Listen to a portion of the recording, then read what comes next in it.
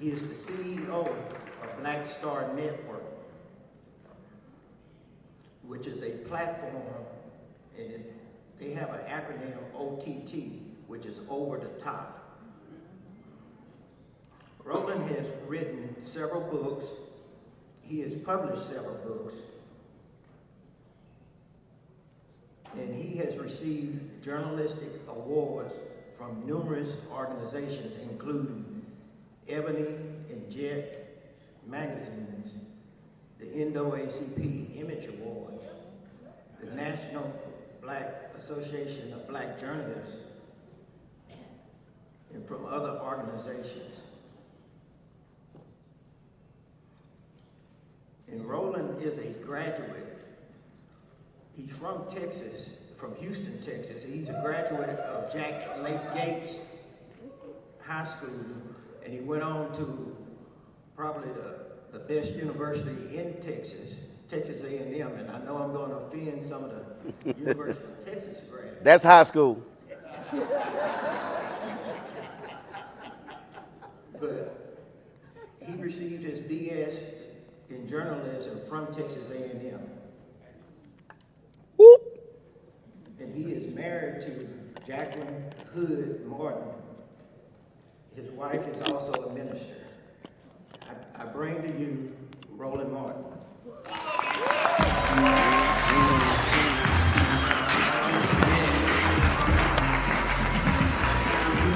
Appreciate it. All right, how we doing? That wasn't bad for a Kappa. Don't start. I got the microphone longer than you do. Remember, I get paid to talk for a living. Let me say this. When our committee reached out to Roland to engage him, now this brother is in journalism, but he submitted a 4-page bio. Everybody, I was not going to get up here. everybody ain't able.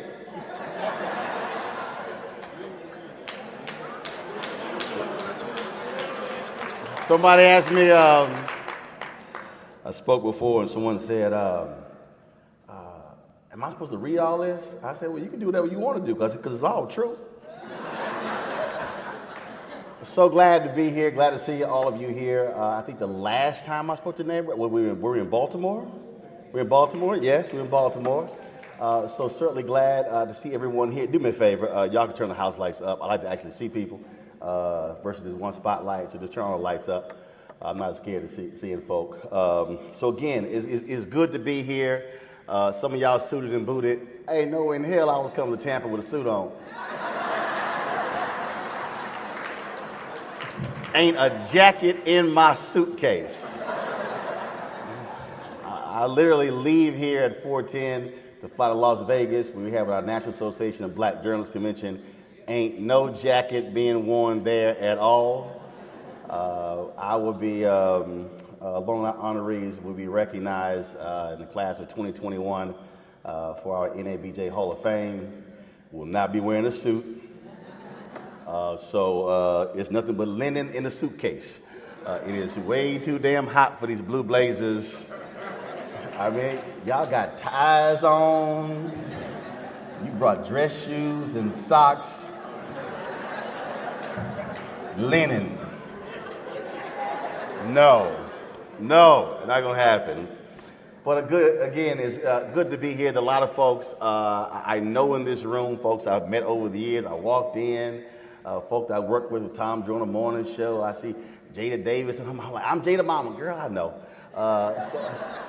She done text Jada. Jada done sent me the photo. I'm like, Jada, I know I'm here. My folk from Dallas, Friendship West Baptist Church, Reverend Dr. Frederick Douglass Haynes, Alpha. My folks from the Church Without Walls in Houston, Brook Hollow Baptist Church, Reverend Ralph Douglas West, Alpha. So glad to see folks here. And so it is always good to be in the house. You started off mentioning Roland Martin Unfiltered. We launched the show 4 years ago when TV One canceled, News One now.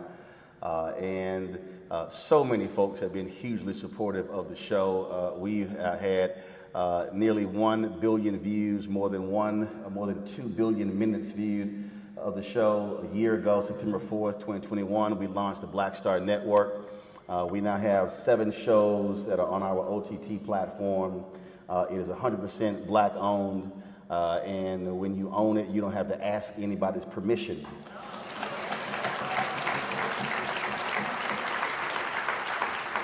So when I had asked one of my assistants, I said, hey, I need you to find out, are they live streaming the speech? And she said, I'm checking. Then I said, well, are y'all taping the speech? And I asked them, they said, well, we'll work it all out. I said, don't worry about it. I come prepared because I am probably the coolest tech geek you'll find. And so just so you understand, I don't play. We are live streaming the speech right here.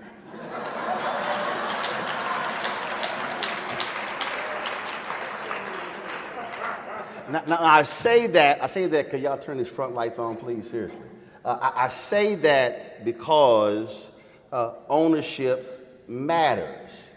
The nation's first black newspaper was Freedom's Journal. They were founded March 16, 1827, and in the 3rd paragraph they wrote, "We wish to plead our own cause, too long have others spoken for us."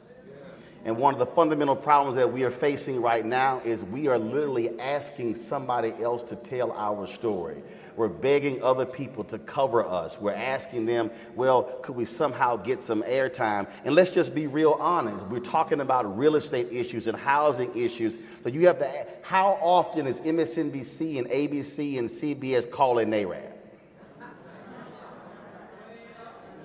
When you're watching these networks and you're seeing people talk about housing crisis, and when you're seeing them talking about what's going on. Just the other day, I saw a story where one of the credit agencies were erroneously provided data causing a significant number of people to pay higher interest rates for auto and homes, and most of those folks were black and brown. And so that's why when TV One ended the show, people came to me and they said, man, I wish you would get a show on MSNBC and CNN. I said, look, I spent 6 years at CNN. I said, but I need you to understand, they would own the show. I have to ask somebody, can I? And I said, I'm just not interested in asking anybody a damn thing, can I?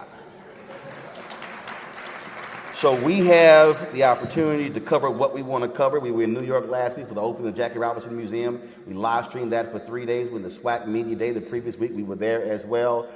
We are covering and at places a lot of other folks don't go to. And the reason that is important is because if we do not control the narrative, then we are literally allowing somebody else to control it and to say to us what's going on. But while we're doing that, we also have to use our organizational might and our organizational power to also demand full equity from the very people who also love to take from us. If you go back and read Dr. King's speech on April 3rd, 1968 at Mason Temple, he talked about collectively, he said, black people individually are poor, but collectively we are one of the wealthiest nations in the world. He said, but collectively, if we move collectively, we can actually maximize that. And so and it's always interesting to me, and I asked someone, I said, can you get me a list of your sponsors? And I'm appreciative of organizations and institutions that sponsor conventions and conferences, but I'm also always we have to ask them beyond you assisting us, are you assisting us? Okay, let me repeat that because I think somebody missed that. Right now there's a confused Omega going, I don't know what he really just said there. Y'all thought I wasn't going to do that? Some of y'all didn't think I could still step. Don't think 53 can't hop. Don't get it confused. What often happens is we want folk to assist us in terms of our organizations. We have to ask the broader question, are they assisting us as a people? We have to begin to ask a different question, and that is, are folks financially supporting our community? Is there a return on investment to our community? And I'll unpack that because I was sitting there and that's a Rocket Mortgage, that's a great commercial. which would also look great on the Black Star Network.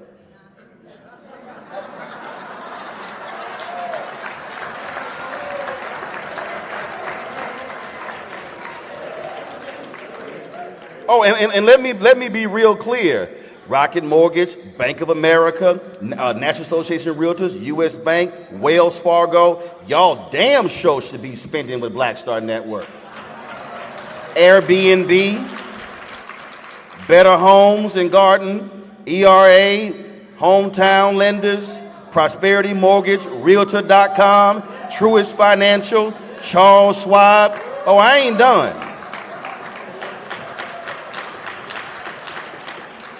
And I'm going to unpack this so folk can understand, because I know somebody like, oh, don't be talking about, no, you're going to understand. East West Bank, Equity Prime, Federal Home Loan, Bank of New York, FHL Bank San Francisco, First American, Loan Depot, MGIC, MBA, I ain't done, New American, Funding, PNC Bank. Y'all made a $1 billion commitment in the wake of George Floyd. What is the status of that $1 billion that was supposed to go to black people?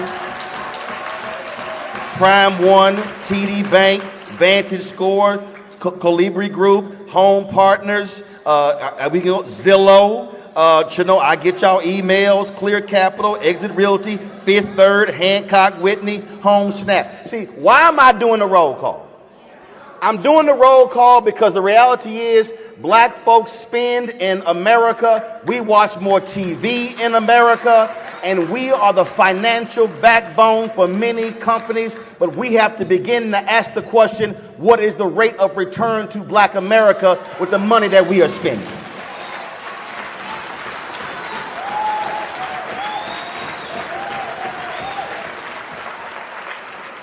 Now, do understand something, y'all. Look, God, look. If y'all wanted somebody to come here and make y'all feel good, make you feel great, pray with you, y'all should have booked my wife. She's a minister. She could have laid hands on y'all. A grief counselor. God has given her a spirit of comfort. But the Lord gave me a spirit of discomfort. And I came here to talk about the money. There's this great scene in the movie American Gangster. Denzel Washington plays my man Frank Lucas, and they at the funeral of Bumpy Johnson, and he says, there's a whole bunch of folk in this room owe Bumpy that money. I'm going to get that money.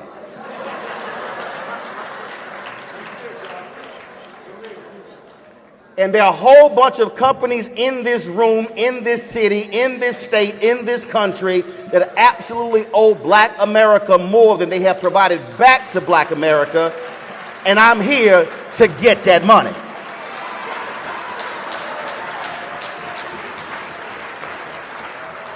Because I'm tired of having a conversation about the wealth gap in America, and yet when I look at the fact that the federal government spends $560 billion a year on contracts, and African Americans get 1.67% of those contracts, that's $9 billion out of $560 billion, and we damn sure pay more in taxes. When the federal government spends $1 billion on advertising and black-owned media gets $51 million out of the $1 billion, that's 1%. When in the business that I am in, the advertising industry, $322 billion is spent every single year, and black-owned media gets 0.5 to 1% of the $322 billion.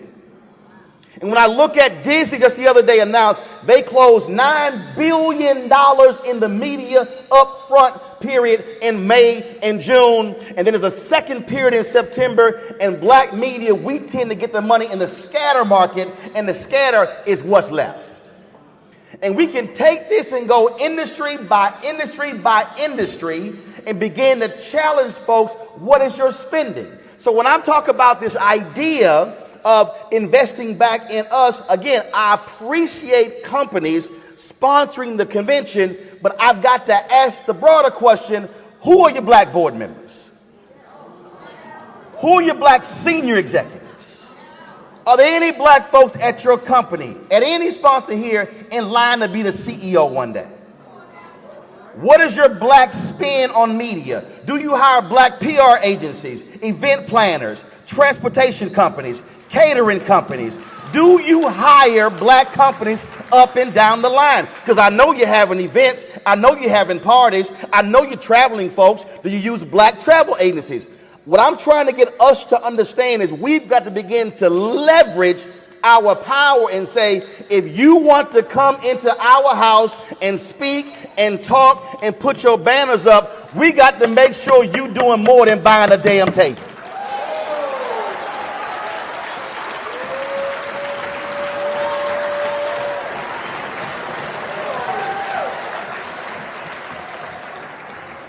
Because when I see companies, they're spending $3 billion on advertising, and I take Pepsi. Pepsi has an initiative with the National Urban League. I support it. 5 years, $10 million to stand up black restaurants. I support that. Pepsi is trying to drive $100 million in receipts to black businesses over 5 years. No way to actually count it. But I support that. Yet the same company spends $3 billion a year on advertising. If black-owned media got 5% of the $3 billion, that's $150 million a year. So over 5 years, that's $750 million. Now you tell me what has a greater impact on black folks. 5 years, $10 million, $100 million over 5 years, or $750 million. But we damn sure drink Pepsi. So Pepsi, where's the money? And now take that on. The cars we buy. What's our market share of Toyota, General Motors, Ford, Chrysler, Hyundai, Honda, all down the line, and then what's their black spend? See, so many folk want to have this wealth conversation, and folks say, well, the greatest access to wealth in America is through home ownership. True. But what happened in 2014? When a report came out, Wall Street Journal, I was flying to Raleigh for the Radio 1 Women's Conference, and I get to the hotel, front page of the Wall Street Journal, $23.09 billion in small business loans were handed out in 2013. Black folks got $385 million of the $23.09 billion. So you read the story. And what happened was, because of the home foreclosure crisis, 2007, 2008, 2009, where a lot of black folks who actually had good credit were forced into subprime loans. And then, of course, folk were lied to and those homes pushed on those folks. And let me be real clear, if you are a bank sitting in this room and you were involved in that, you ain't wrote a check big enough at any conference to make up for the black wealth that was lost during that crisis.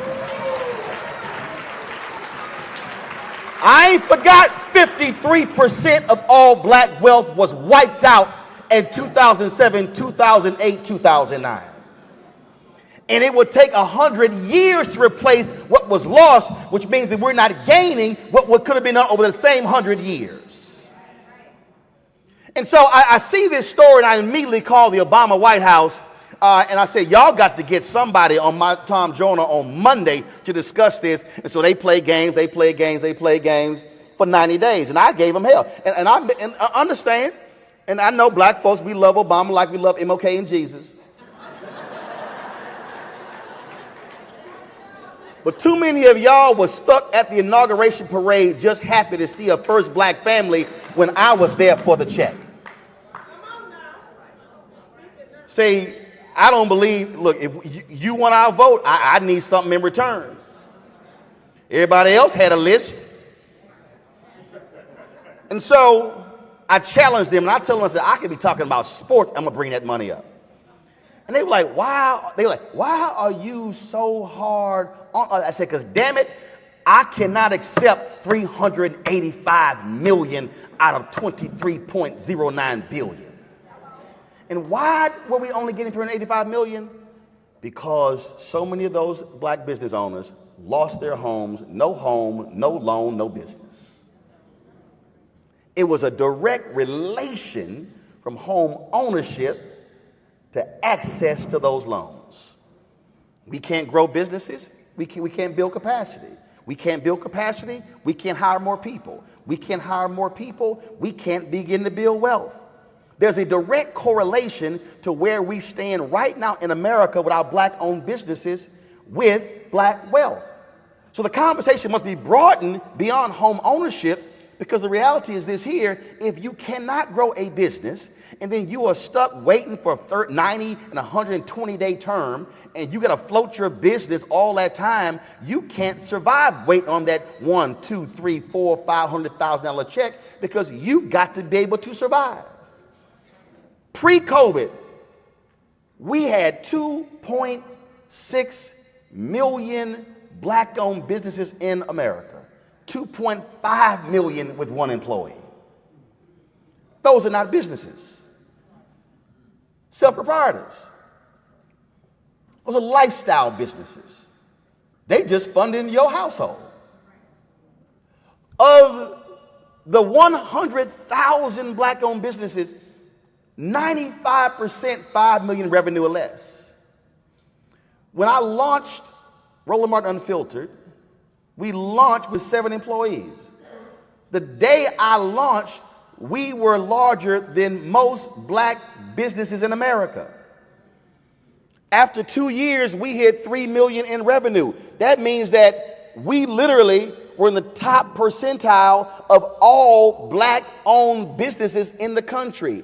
That is absolutely insane. Some will say, oh, because you did a great job. No, that's insane that we literally do not have thriving black-owned businesses. I'm sick and tired of having surviving conversations in black America. There must be thriving conversations in black America. And so we have to use our collective power, meaning our organizations, to be able to bring the full weight to the table to then begin to change this economic prism. And we're sitting here, and then we have to be also willing to challenge our own leadership who think small. Now see, right now some folk in the room like, oh hell. Because see, one of our fundamental problems, which has been a result of Jim Crow, because of white supremacy, because of how this nation has been constructed, is that we have always been put in the position that when we walk into the room, we walk in head bowed, hat in hand. Well, you think we can, well, if we can get, we rarely walk in asking for what we need. And instead, we have been conditioned to ask for a small amount so we can make do. See, our story, I guarantee you, every black person in this room got a story about mama or daddy or grand. Man, they made do. We didn't have this, didn't have that. We had one chicken. It was 30 folk in the house. Everybody had a piece of meat in it. How we did clothes. We are amazing at telling stories about how little we had and how we made the most out of the little we had. Damn it, I'm tired of having them conversations. I want to have a conversation and say we had a family get together and we had 10 damn chickens in the kitchen. We had roasted chicken, baked chicken, fried chicken, and some in the gumbo pot. I'm just tired of having the make-do conversations. And then we've got to stop looking at that one brother or sister who knows how to walk in their power, walk in their full prosperity, and think he or she is crazy. I was on the board of the National Association of Black Journalists, and we kicked CNN's ass for no black VPs, EVPs, SVPs, direct reports. We beat the hell out of them. We found a meeting with AT&T. We sitting there, and our leadership was like, well, we go and listen. I said, no, they listen. We don't go in to listen. And we sitting there, and all of a sudden, they throw out 50,000, and the AT&T folks literally like it was dandruff, like 50,000.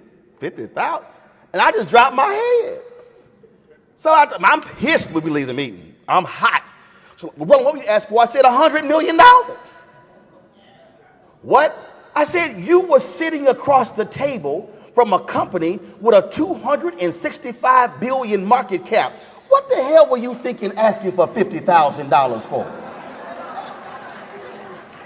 You damn right I was ask for $100 million. But that's literally how our organizations are walking into rooms negotiating. We are negotiating from a position of weakness. We're negotiating against ourselves, and we're saying we can make do with this. No, damn that. I believe in surplus. I believe in profit. I'm not talking no 3%, 5%. Damn that. I'm thinking 30, 40% profit margin. Which means you have to have a value on you and who you are. Oh, I've heard it my whole career. Folks talking about, look, I done heard it all. You cocky, you arrogant, you all that. I said, You don't call that white boy none of that. You call him brilliant. You call him smart. You call him a great negotiator. I said, guess what? My resume can match his resume. My skill set can match his skill set. Damn it, you gonna pay up. My grandmother had a catering business. God rest her soul. And I used to sit there, and I started working when I was 7 years old, and I stopped catering when I was 30. And we would sit there, and she would be booking weddings, and the bride and the bride's mama, and they would come there, and I'd be sitting on the couch either with the groom, the fiance, or the daddy, and we watching TV while they in the dining room booking the wedding. And they'll be sitting there for 3 and 4 and 5 hours going through the whole book, the napkins, candelabras, candles. You're going to have fruit trays. I mean, the whole thing. And they would sit there, and they would this whole we this and this and this, and they get to the bottom. And then my grandmother would tally up, and it'd be like 18,000, 22,000, 30,000. They'd be like, "Oh, I'm sorry, Miss Lamont, but we only had 7,500. Why your ass didn't walk in here and say you only had $7,500?" I just sat here for 4 hours with you, and now mind y'all, I was 7, 8, 9, 10, 11, 12, and I'm watching this. Now understand. My grandmother was not charging enough for her high quality of service. Well, because she wasn't charging enough, then she was not paying us enough. My dad, my mom did bake cakes, my dad did cooking. It was truly a whole family thing. So my dad was like, damn, I need to get paid more for cooking. So he stopped cooking. So my grandmother thought she could weather that storm. Lasted 2 weeks. She had to pay him more. So I learned at 13, 14 years old, if you charging less than what your worth is, you can't pay your people what they are also owed. So now you're paying them less. And if you're paying your people less, then your people can't take care of their family because they're getting less, but they're kicking out a higher quality product. So black folks, we are excellent at having a larger return on investment, doing way more than others. And people are like, oh my God, this is amazing. This is wonderful. This is awesome. Well, yeah, you got to pay for that. Which means that we have to change our disposition and walk in literally negotiating differently. And so I ain't got no problem telling somebody, no, we're not doing that. And they're like, well, y'all can't live stream this event. We got 8. No, because it's 15. Well, can you do 8? No, we be at the crib.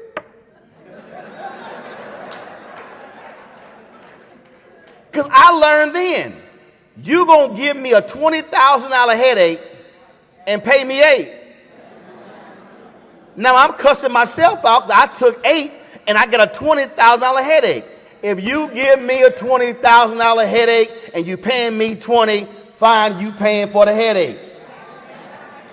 But that literally is a state of mind that we have to be in, which changes how we view ourselves, which means that we have a level of self-worth that will not be defined by somebody else.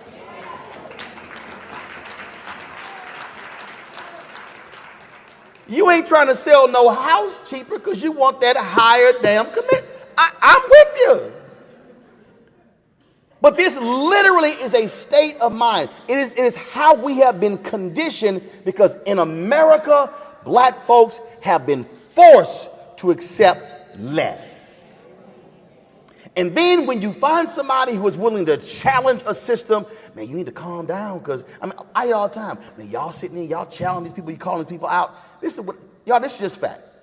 I need y'all to show me anywhere in American history, anywhere, black people, show me something that black people anywhere in America got something of high value without yelling, screaming, cussing, protesting. Take y'all time.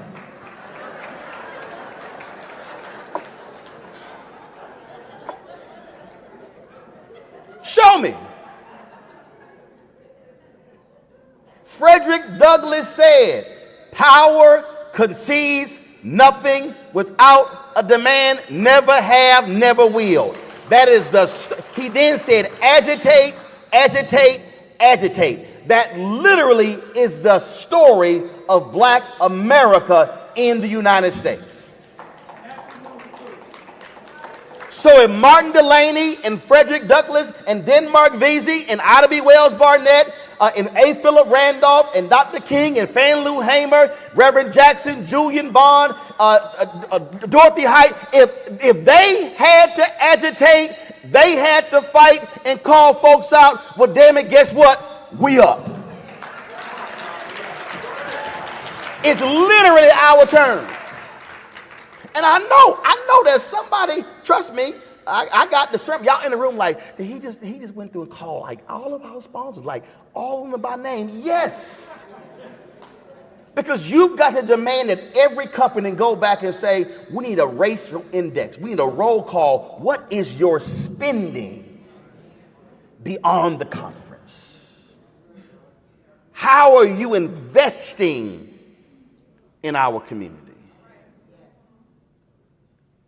Chase announced his $30 billion initiative in the wake of George Floyd. But what's the status of it? City, I see the commercials, not on black-owned media. I see it everywhere else. What's the status of that? PNC Bank, I saw the announcement, $1 billion. 2 years later, what's the status? Who's receiving it? Who's getting it? What's being spent? Corporate America committed upwards of $50 billion in the wake of the death of George Floyd. And I know somebody sitting here, I know what you're saying. You're like, yeah, but, Black Lives Matter got 90 million, and they publicly revealed it. The NAACP got 140. Urban League got upwards of 100 million. But let me be real clear to any company sitting in the room. Your philanthropy is not investment. Let me repeat that. Philanthropy ain't investment.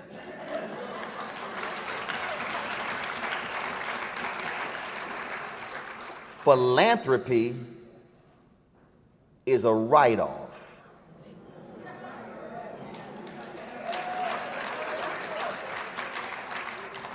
Investment means something goes in and invests. That's what invest is. And see, we as a people have been so mesmerized by philanthropy, when philanthropy is the smallest part of what a company can do. So for me, I look at market cap. I look at what is your black base. Black folks account for, run Bank of America, Chase, Citi, PNC, Wells Fargo. What's the percentage of black folks who have accounts in your banks? What's the percentage of those same black people who can then get loans for their businesses? See, if we're going to talk about the money, we'll talk about the money. Because see, one of the fundamental problems that we as a community have had is we talk about everything else. And we do, and those things are important. Mass incarceration, critically important. Education, critically important. Fight police brutality, critically important. But do understand, there's only one federal agency that shares along with the White House. It's not defense. It ain't Health and Human Services. It's not justice. It's Treasury. If you want to understand America, it's right there, 1600 Pennsylvania Avenue. White House, power. Treasury, money. Treasury, money. White House, power. You could go 100 steps out of the side of the Treasury Department and you are in the east wing of the White House. That's not by happenstance. If we are not having a money conversation, we are not having an American conversation. America understands money.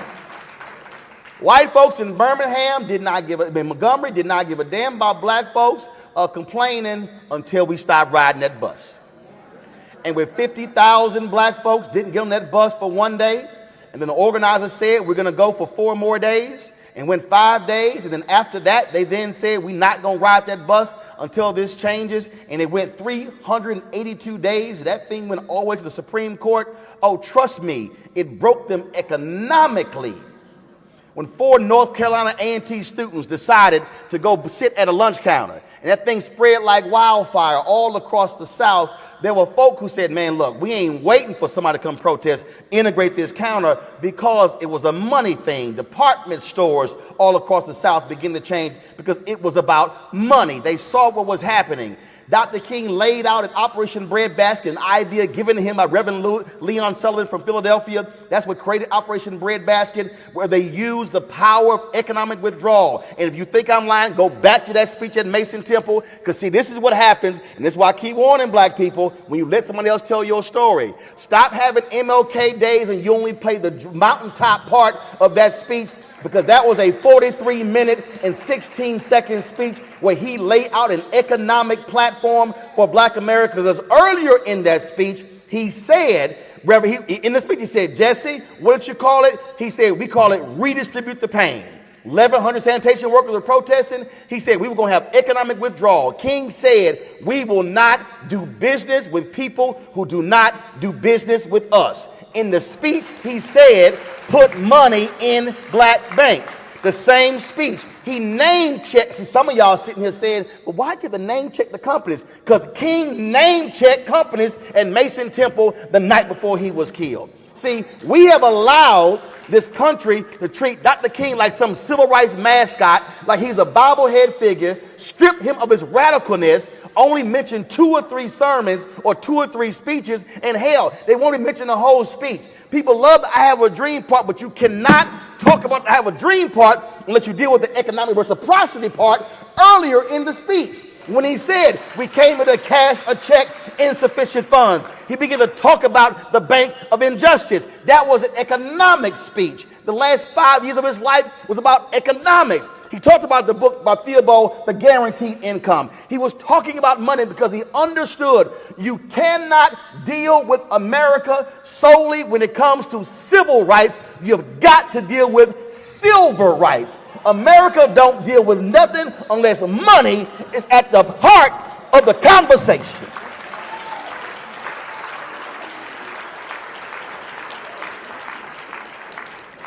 So leaving here, what must begin to happen?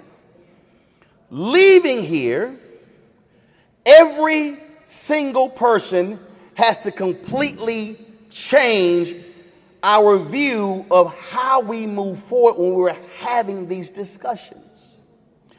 On the micro level, we've got to be willing to have the hard conversations with family members about how we spend. Spike Lee interviewed me for the Colin Kaepernick documentary, and I came and I had some Adidas on. Spike said, "You ain't got no Air Jordans on?" I said, "Hell no, these were given to me."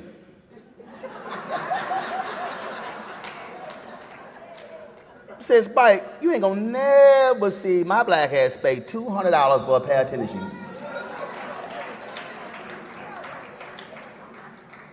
But I'll buy some damn Nike stock."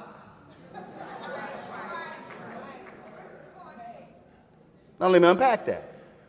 We have been conditioned, what I said earlier, self-worth, our self-worth has been defined by the kicks we have on. We have literally raised multiple generations of black kids on the basis of, you got them cheap shoes on, you don't have any Jordans on. Without realizing the person who we have made successful with Nike is Phil Knight. That is a state of mind. Y'all remember we had designer jeans, Jordache, and polos were all the things. Like, I never understood. I still don't get it. I remember that dude in middle school, they bought shirts from Kmart, and they sewed the Izod alligator on. Because it was crooked. And I was like, why your gator crooked?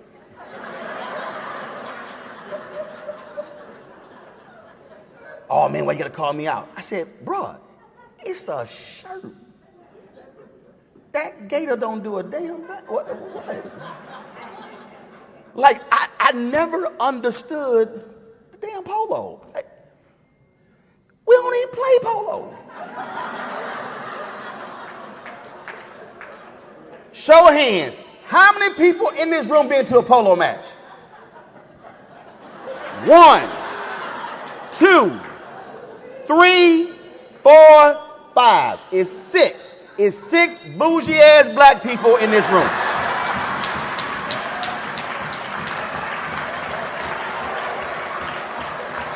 It's 6 Martha Vineyards Negroes in this room right now. Out of all of it's white folks in this room didn't raise their hand. They're like, hey, I ain't never been no damn polo match. There's white woman right here in front of you, they're like, I ain't never been no polo match. I ain't never been no cricket match. No, what? But we craved it, and I saw black families just killing themselves to buy Izods and polos. And so I met my brother and I, our birthdays are 1 day apart. We're one year, 1 day apart. And so my parents came home, and it was a pair of Jordache jeans, 2 polos, and it was a cognac belt. And I remember they brought it, and we were in the living room and watching TV, and they gave us gifts for our birthday. And I opened up, and I was like, cool. By 10 minutes later, I went to the room and said, look, I appreciate this. I said, I appreciate the 2 polos and the Jordache jeans. But y'all can go get me 3 Levi's and 5 shirts for them Jordache and 2 polos. Now, this wasn't hard. I could only wear the jeans 1 damn time. The shirt twice. But you get me 5 shirts and 3 jeans, now I can go 3 and 5.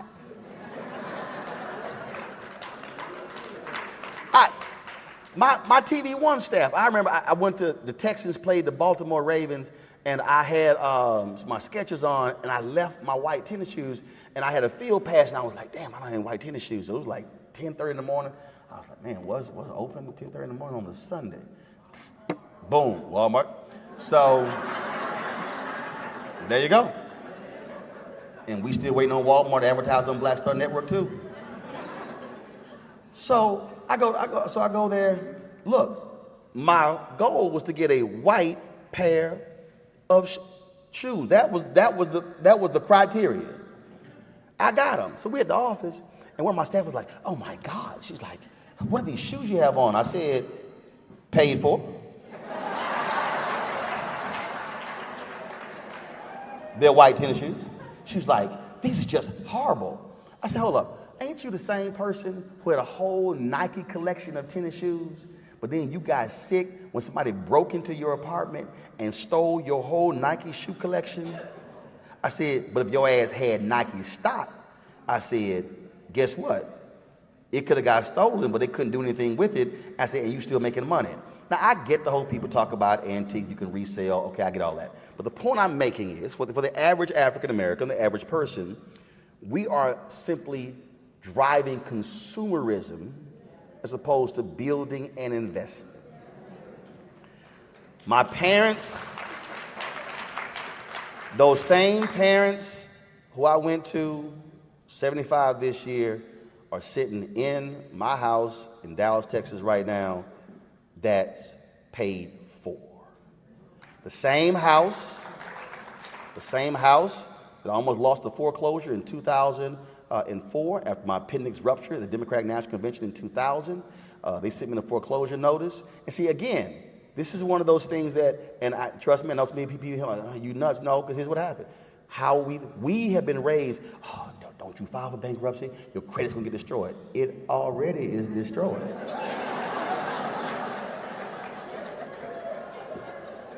The lawyer told me, she said, the moment you file, they can't call you, they can't email you. I was like, shh, file, baby, file. Follow me here. White America has used the bankruptcy laws in this country as a financial instrument. We have been trained by our folk to avoid that. Oh my God, that's going to make you look bad. What if folk know? I said on CNN, TV One, I filed bankruptcy. I don't give a damn what nobody thinks, because I followed that up with, guess what? Paid it all off. Guess what? Owned the house. Mom and daddy lives there. My sister and her niece live there. So 3 generations of family live there rent free. The home has gone up tremendously in value. Also now debt free. I don't owe nobody nothing anywhere. The point I am making is we have to change the conversations that we are having with our families and our friends, because we literally are walking around broke, looking good, looking clean, looking fly. Have a finely washed car, but the car is actually more than our mortgage because we actually are renting. At some point, if we're going to have a wealth conversation, it cannot be solely about buying a home. It has to be about changing this, changing the mind, our perception, which is why media matters, because when we're driving a message on a daily basis, on television, on radio, on social, then we are teaching and we are reaching and we're helping people and we're changing how they think. I love the fact when I hear people come to me and say, Roland, I used to say the N-word, but because you have taught me don't use the language of the oppressor against your own people, I no longer use it, and so now my kids don't use it. When somebody calls me and says, I am now running for political office because I've been watching you for years talk about the importance of local politics, then I understand what is happening. When somebody comes to me and they say, I began to invest in this aerial mutual fund because you were talking about it, and now I've saved $20,000 over 2 years, and all I was doing was putting aside $50 a month. That's what it means when you have the medium. Understand, media is the most powerful medium. And so if we are going to change the future of Black America, we must have a complete reprogramming of Black America, which means, first of all, we do not consider anything that we do as less than. We don't look at a black real estate company as secondary to a white real estate company. We don't use the same phrases.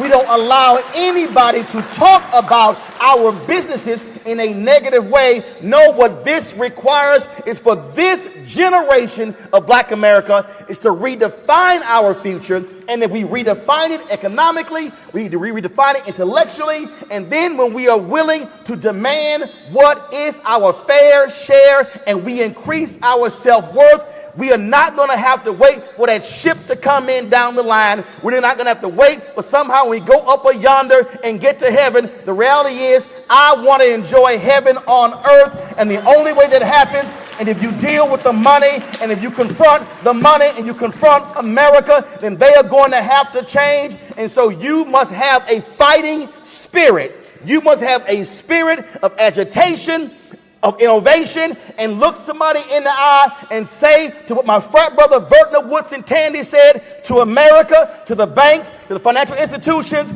in this country, we will fight until hell freezes over, and then we will fight on the ice.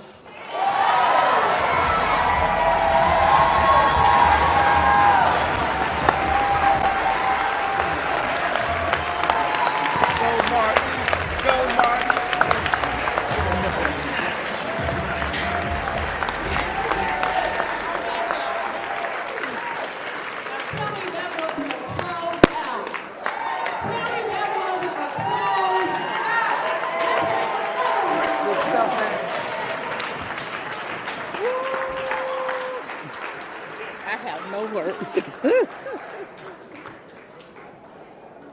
know, class last is not enough to talk about some of the achievements that our brother Roland Martin has done, just the inspiration that he has brought across this crowd, this room of black folks. I want to thank you, Roland Martin, on behalf of the National Association of Real Estate Brokers, just not for the word, but the encouragement, the inspiration of all generations and ages that are in this room today. If you can walk away with one piece of information, you have walked away with power. Thank you so much. I appreciate it. Thank you. I appreciate it. Thank you. We're going to get a photo right over here. Where's right here?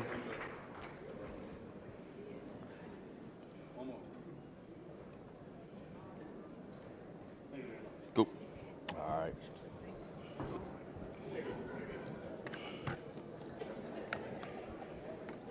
You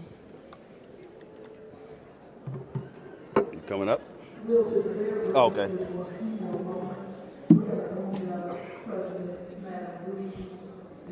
Love you, man. I appreciate it. Thank you. Thank you. Presentation. Bear with us just for a few more minutes. Thank you. I appreciate it. Thank you. Oh. All right. Cool. Thank you. Oh, they got you another one? Huh? Yes. Okay. That's why we stream it. Huh? So we got it. Okay, y'all, I'm stopping the stream.